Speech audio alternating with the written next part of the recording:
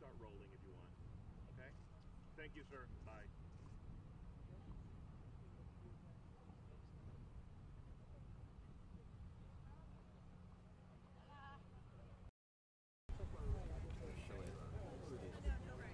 This is Castro, right, in the blue shirt? Not sure. Not sure. There's Shalala.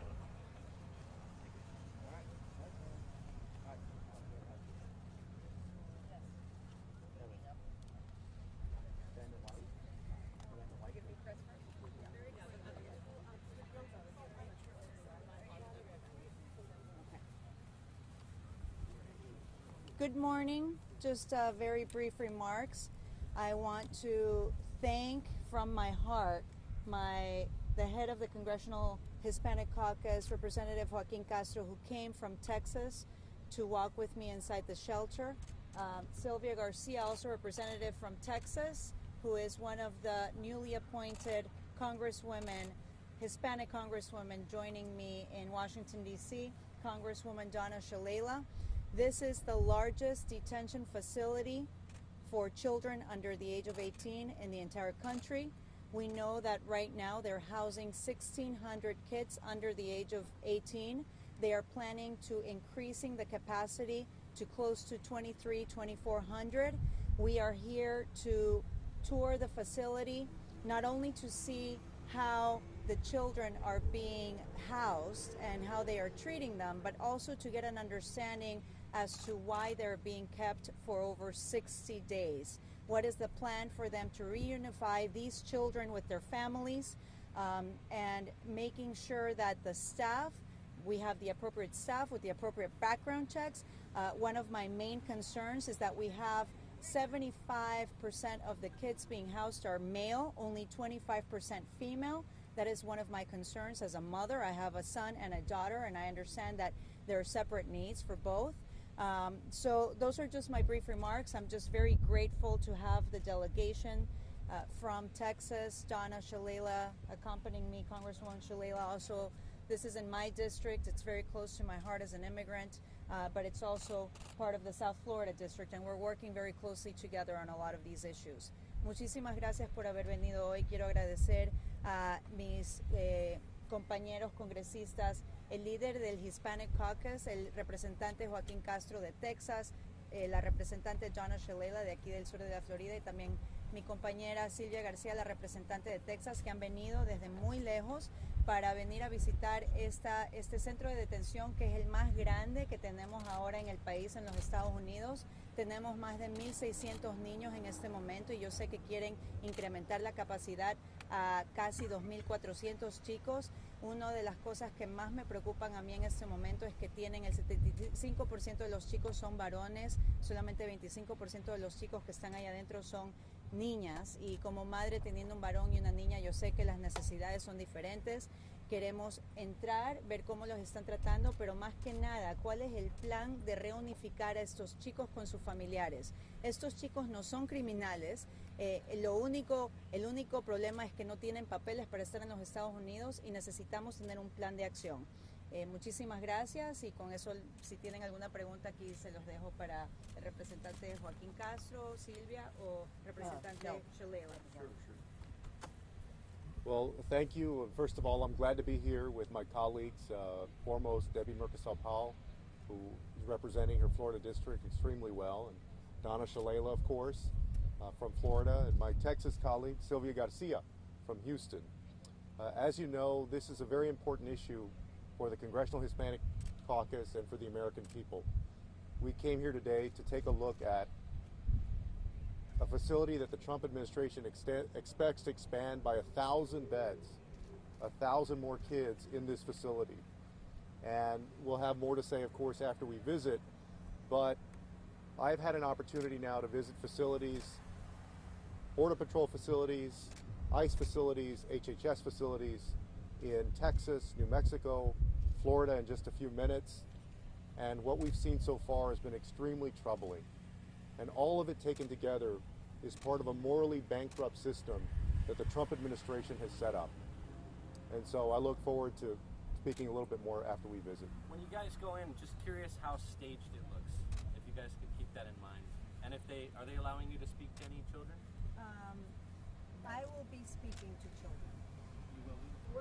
prefer to make attempts to speak to children. Let's put it that way. Now, let me point out a couple of things. Number one, we're on federal land, which means that if you build these facilities or put these facilities on federal land, you do not have to have the standards of the state for taking care of children. The second thing is that means that our Board of Education in Miami-Dade does not have responsibility for overseeing the education that's provided in this facility. And Alberto Cavallo, our superintendent, has raised the issue about quality because he doesn't know what the quality is. Third, we're contracting with for-profit companies to provide these services. I personally don't like them in the prison system, and I particularly don't like them when you're dealing with children, dealing with for-profits. Hopefully, increasingly, we'll be dealing with nonprofits to the extent that Catholic Charities and others can step up. This is for-profit, and we want to take a very careful look to the extent that we can. But in general, what my colleague Congressman Castro said, that the system itself is immoral and bankrupt, and we need to find a way to make certain that families aren't separated, but more importantly, that children get out to their relatives as quickly as possible. 60 days is a long time in a child's life. Congresswoman Garcia. I just want to underscore the point Representative Leila made. This is a for-profit facility. Like the chairman, I have visited many facilities, but almost all have been nonprofit. I think the point to make here is that this facility on average spends about $750 a day per child, about $1 million a day. Most of your nonprofits spend anywhere from $150 to $250. So this is about 3 times more.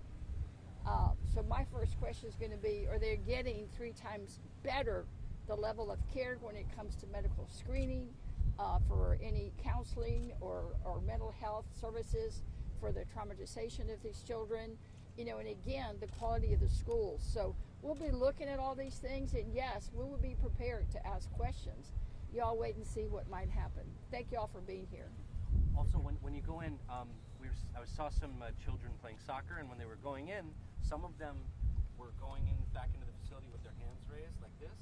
I don't know if you have the chance to talk to any kids, what is that about? And also some of them had their hands behind their back like they're handcuffed. I don't know. Who are you with? The AP. Okay, thank you. Just curious. Yeah, no, if you had the chance to talk to a You kid. just saw that? I just saw that. Yeah, we know that this is a very regimented system.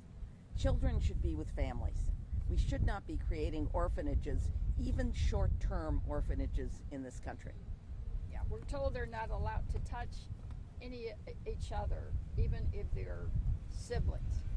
So imagine being detained and seeing your little sister or your older brother and not being able to just give them a hug and ask them how they're doing. Again, it's immoral, it's inhumane, and we're just going to go see exactly what's going on. And Thank y'all for totally being here. inconsistent with their Hispanic heritage, I should point out. Absolutely. We're a hugging group. Thank you. Do you know how many of the children who are here were separated from their parents at the border, or did they enter by themselves? We don't have that information. Well, They're saying that most of them came in unaccompanied. Yeah, but unaccompanied is a very specific term. If they came in with an uncle that was not a legal guardian, and I don't think Honduras gives someone a piece of paper that says you're a leader, you're a guardian. So if they came in with an uncle or with an aunt or with a cousin or with a brother, they're considered unaccompanied. And that's why it's so important for us to come down and have some oversight. We know what they're telling us. There may be different stories that we hear today, this morning. That's why I intend to speak with some of the children. Okay. A lot of your colleagues have been here for the past 6 months doing exactly what you are doing. What do you expect to have? What results do you expect will be given? Our main concern, 2 things. So they were here about 6 months ago, and it was a very regimented tour. They were not allowed to talk to the kids. At that point, I was not elected in Congress yet. This is in the heart of my district. I'm extremely concerned. I need to have some oversight. It's federal land, and that is why it is important for us to come and visit. and I intend to get more information once I'm in there. Written into the appropriations bill that we just passed, any member of Congress can enter any of these facilities so that they cannot keep us out. Number two, when they're identifying sponsors for the children, unless that sponsor has a serious criminal record, they can no longer turn that name over to ICE. So we have added money for counselors and for judges and for other things in the appropriations bill. So we took into account what people learned 6 months ago in this new appropriations bill. But at the end of the day, we're not giving up on these children or on their families, and we're going to be back again and again. Quick question. Who's going to be accompanying you in the tours? Or attorneys joining you, people with HHS No. or anyone else? No, it's mainly the company who is right now managing the center and the detention facility. So what kind of expectations do you have with that sort of?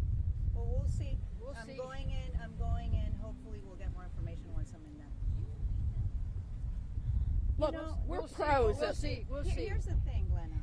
I think that the way that I look at these things is this is a company that has Debbie, been move it to contracted the by the microphone. federal government. And so Profit. I am not going to blame the people that are giving us the tour. This is not about believing them or not. This is about us seeing it with our own eyes, what we find inside. I've never been inside. This is my district. This is a center that is holding children. So we need to understand what is happening.